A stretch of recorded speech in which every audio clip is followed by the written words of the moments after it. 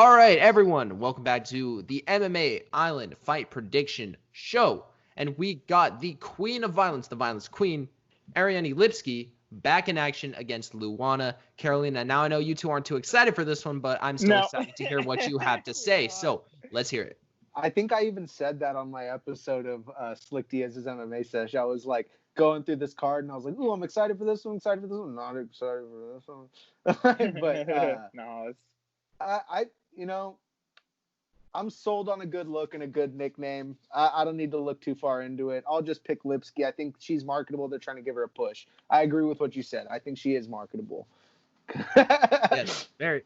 And I think that. But UFC doesn't do favorable matchups like boxing does. Like, oh, we got a prospect. Let's do this, and this. But they kind of do.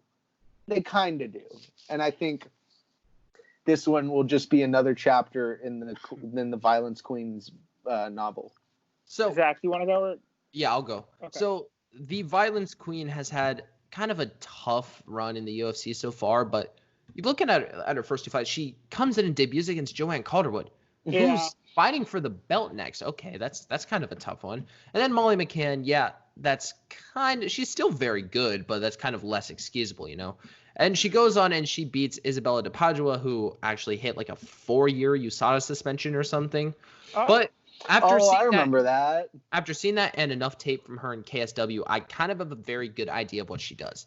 Her Muay Thai is very, very good. She is a very solid technical striker. And on the ground, she has a good top pressure, but on the bottom, she's just awful. She cannot get back up to her feet for her life. And she's in a lot of submission danger. But Luana Carolina, I don't think is the person who's going to take her down. That's just not how it's going to be. And if you're in a just straight up striking match with Ariane Lipski, she's going to have this is going to be one of the first fights where she's not going to have to worry about the threat of being taken down. I think it's going to be a big thing for her. Her technical strike, she was the queen of KSW for a reason. I mean, yeah, she hasn't been great in the UFC so far, but she was good in those regional scenes because she has legit talent. And Luana Carolina, I mean, kind of comparable, padded record. And then first UFC fight, Priscilla Cachoeira, who's only the second worst fighter in the UFC now, putting Shanna Dobson down in that place. Jesus Christ.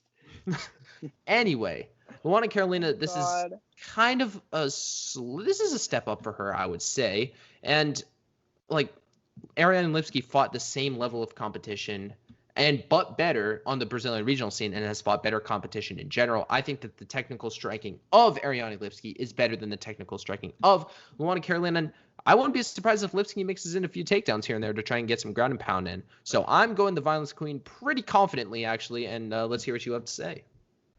Okay, I got Luana Carolina by Showtime kick knockout. I'm kidding. No, I'm just fucking around. I got Lipski as well by probably decision. I think 12-5 is kind of not a terrible record, but not great. But especially not for women's MMA, really. It's not. Like a lot of them have 5 losses, but to have upwards of double-digit wins, that's a good look.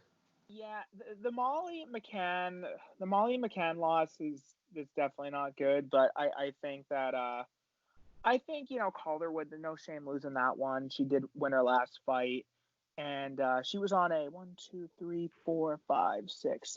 9 fight winning streak before getting in the UFC. So that's pretty impressive, and I think that Carolina hasn't really. I think Lipski's fought the higher level of competition, and she should be able to get a decision for this one. I don't think won't be too difficult for her, I don't think.